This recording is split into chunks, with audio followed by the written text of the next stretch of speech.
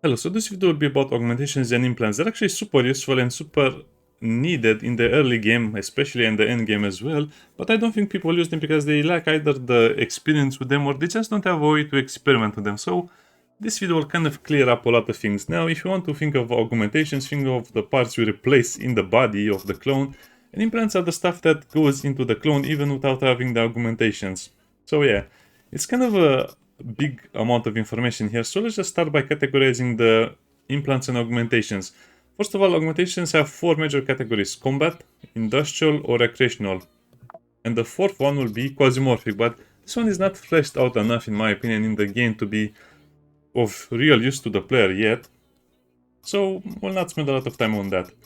Also, the implants will basically be with a skill or without a skill, so most of them will not be very useful unless you integrate them into a full build. So that's why I recommend you insist more on augmentations and leave the implants for later. What is the best way to gain implants and augmentations? Well, it's a longer discussion, but just to put it bluntly, you either fight the Hexarchy or join the Hexarchy. I recommend fighting the Hexarchy because it's a lot more fun and more profitable. So higher tier soldiers will have augmentations and implants on them. And if, for example, they'll start dropping chips with tech tier 6. But this is a bigger discussion as well, because some of their soldiers will be higher tech than the ISOs over here. So, if, for example, if the ability corporation is at tech tier 4, they might have tech tier 6 soldiers spawn in, which might have a chip. They might have a chip or augmentations or implants. So that means we need to sometimes butcher a lot of soldiers to get the good stuff, or sometimes we'll be lucky enough to find a chip and actually be able to craft the recipe. As for the recipe, I'll call them implant chips, but they're actually more of a universal one, so they can spawn implants or augmentations. Hey, you can unlock these and you can craft them without the hassle of making, your character a bloody doctor or a psycho doctor. So yeah, you can craft them after a while, but that's for the end game. You're mostly likely going to have to fight the corporations of the Hexarchy, and I always recommend you do this to get most of your implants, most of your augmentations, and most of your implant chips anyway. Also, you can get them as rewards for working for them, but I don't recommend you do that because some of them, Tilt is very hard to fight if they get too strong, and Encom will unlock them very, very late anyway. At 8, Real will be at 7. I don't remember if Tian Ming even has an implant chip, but they have good stuff as well, like the lungs and the shoulder stuff.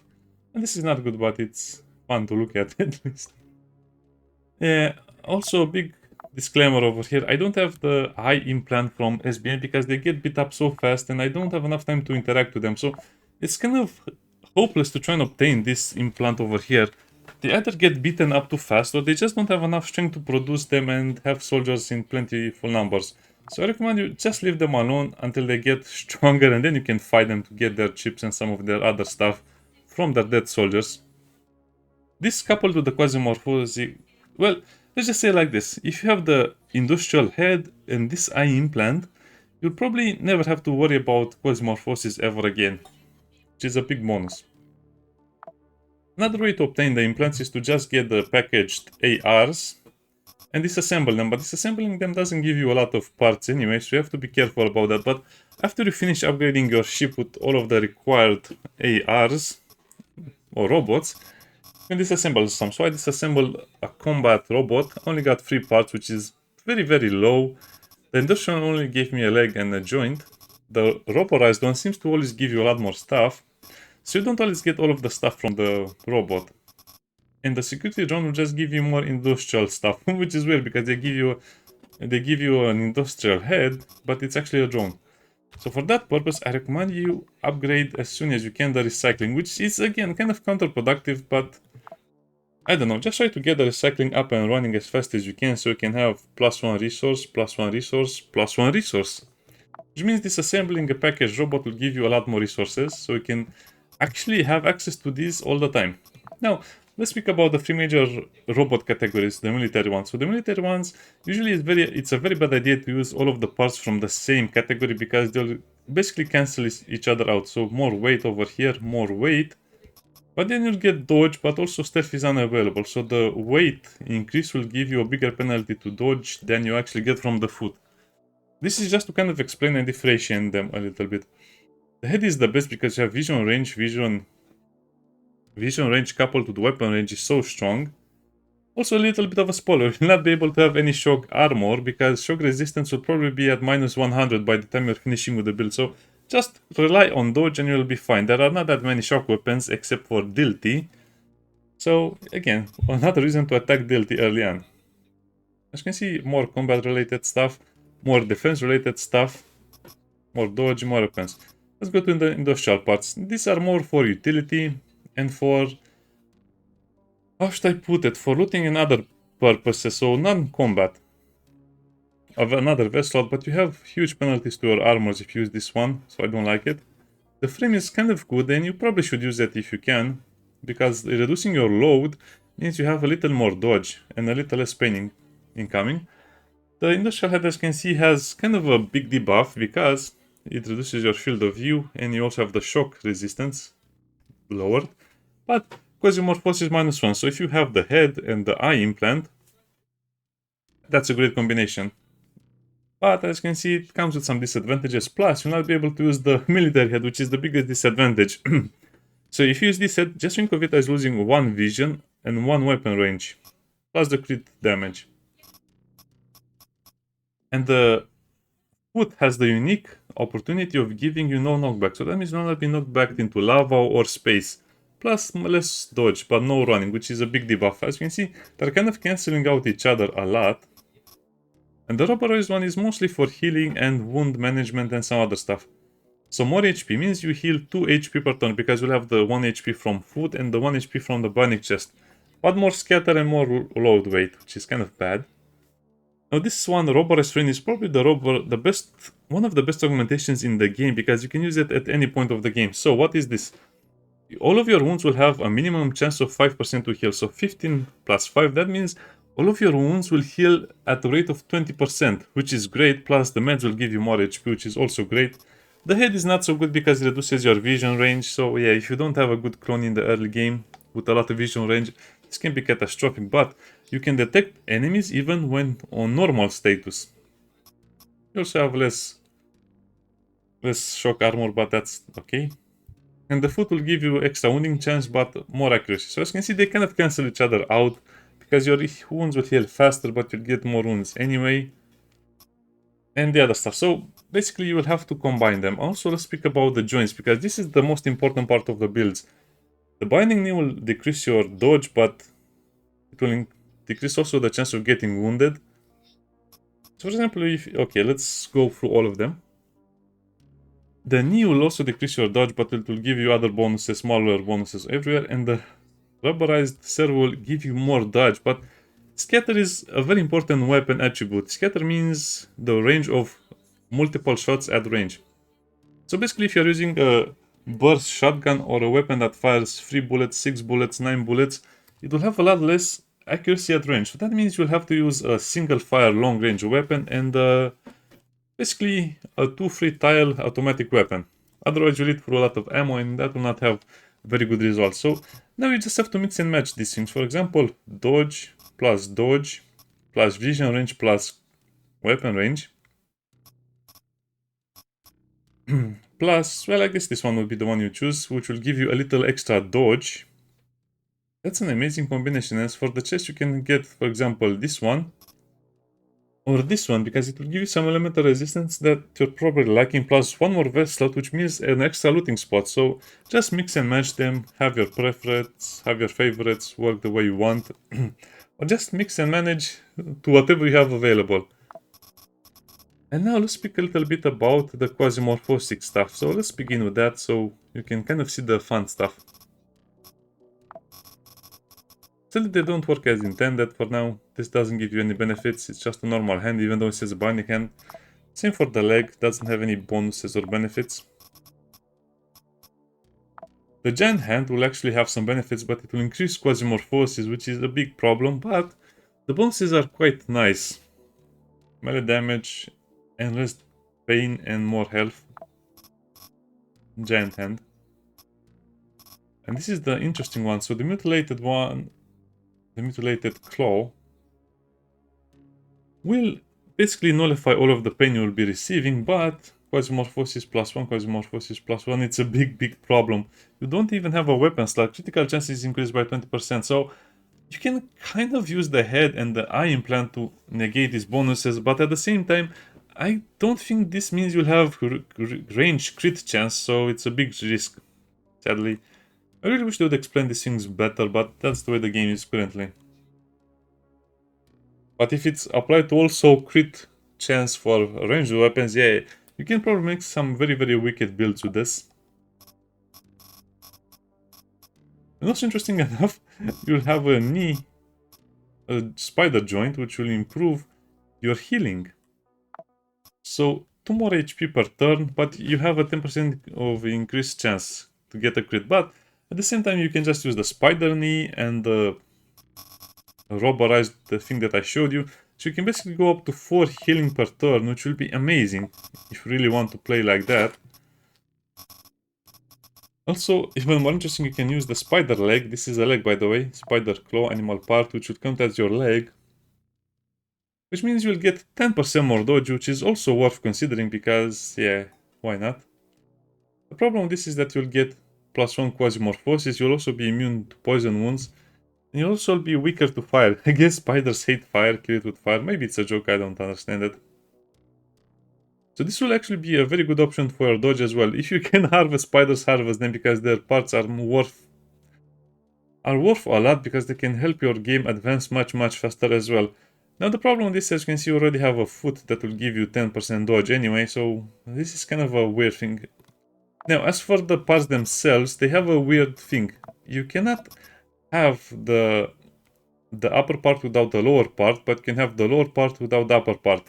So what does this mean? It means you can have a hand, but if you want to have the shoulder, you will also need to have the hand with you. So you cannot have only the shoulder or only the thigh. You need to have them both, but otherwise you can have the arm or the foot.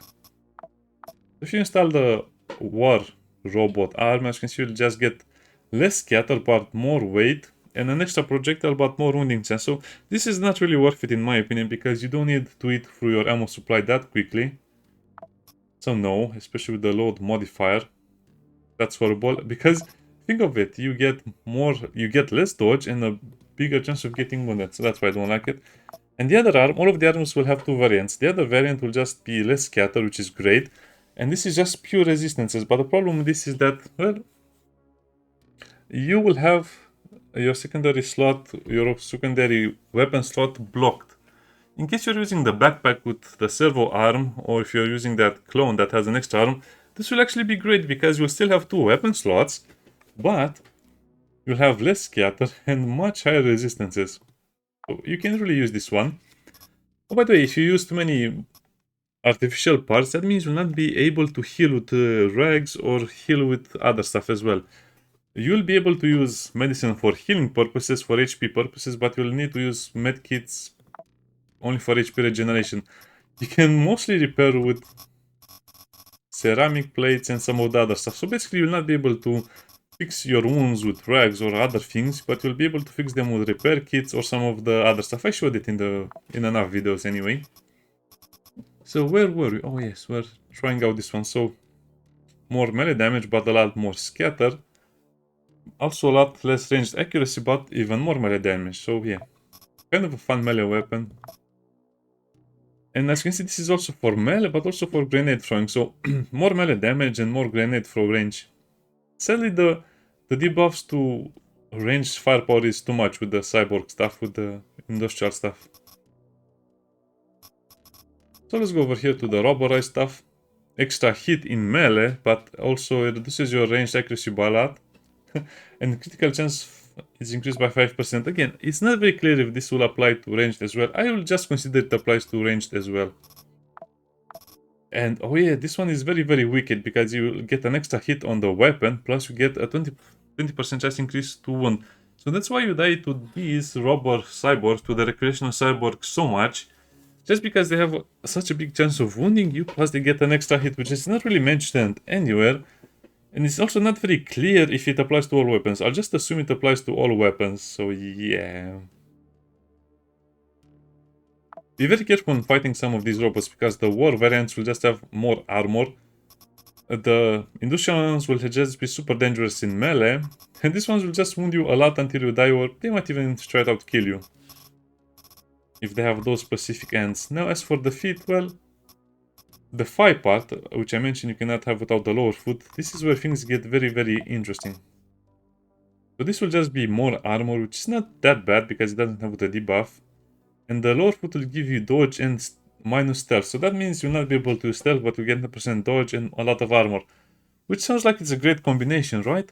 Well, it is for the early game, but just be careful if you use it like this. You can kind of see the benefits, right? Technically, if you would use these two together, it will be, I guess, an interesting combination, but the load weight will basically cancel some of the dodge anyway. That's why I keep saying don't use them from the same category. Now, the industrial robot over here will just reduce your dodge by a lot, sadly. And then this will make running unavailable, but it will also give you a little bit of extra dodge. So this is kind of a conflicting foot. I don't really recommend it, but it's more or less, I would say, if you're going to carry a lot of items, this will actually benefit you in a bit of a way. 30% less mode weight. So if you use the foot and the other stuff that decreases like the frame, you can actually get basically a Kenzie Yukio bonus going on. So it's actually a lot better than I thought, but no roading can be a huge problem, especially if you don't have enough guns to kill everyone properly. And this is my favorite, the rubber foot. So running mode action point will be 4 instead of 3, which is a huge bonus, and I don't think the developers intended for this to be so strong. But you have 10% wounding chance, 10% wounding chance, so you have a 20% chance to get a wound, which is horrible as you can imagine, but you just have 4 action points in running mode, which is just unbeatable, what can I say? So now that we go through all of the augmentations, let's kind of show you my build. So I just like the hand part. Shoulder will be ranged accuracy. Like I said, shock is not such a big problem, so we'll have 20% more ranged accuracy. Reload weapon duration. This is kind of like Robocop's arm, or how it was intended for him to reload his gun. Implant, just because, again, it might not affect ranged critical chance, but I just like to use it like that to have a very aggressive build. Now this is a bit of a discussion, but I used it a lot in the beginning of the game. I'll just leave it like that for now, and because I want to change it anyway. So let's load weight, of course. And also have this one over here. Chance to getting wounded is decreased by 20%. Plus the extra armor. So this will cancel the downsides of the bionic foot, of the robot, of the recreational robot stuff. Plus you even get some extra armor as a benefit, extra benefit. Of course we'll have the blood filtration in the stomach just because it's so useful. And then the extra dodge. Like I said, I will mostly be using the shotgun at very close ranges because it's very hard to use it otherwise. The sniper rifles will be the main damage dealers, plus the extra accuracy and the fast reload time is amazing. Now as for the other stuff, like I said, I'll just cover them in a separate video because this is already too much information in my opinion. And about the chest, well, I guess it's a bigger discussion, but I think I'll just switch it up with the industrial one right now. I need to do some inventory management before I even attempt to do that. So the controller part, as you can see, it's kind of nice, but you don't really have a lot of options over there. So I guess at some point you just have to not use any because the benefits will not be that good anyway. Unless they make a Quasimorphic or a spider chest. Yeah, none of them are really worth it, to be honest. You don't really need extra healing at this point of the game. You also don't want to have so many debuffs on your armor. Besides, the other stuff is kind of good, but you'll only be getting an extra vest slot, which is not that good. So let's see how much difference will be if I just leave it like this.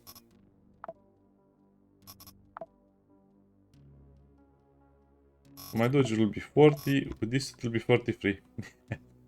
It's not going to be worth it, so we'll play without a controller for a big amount of time, to be honest. Was useful in the early game, but now it's not so good. Yeah, so this is the basic of augmentations and how you can get them and how it's kind of like the best build. We have so much dodge even without the other stuff, so it doesn't really matter. Anyway, if you have any questions, just ask. Bye bye.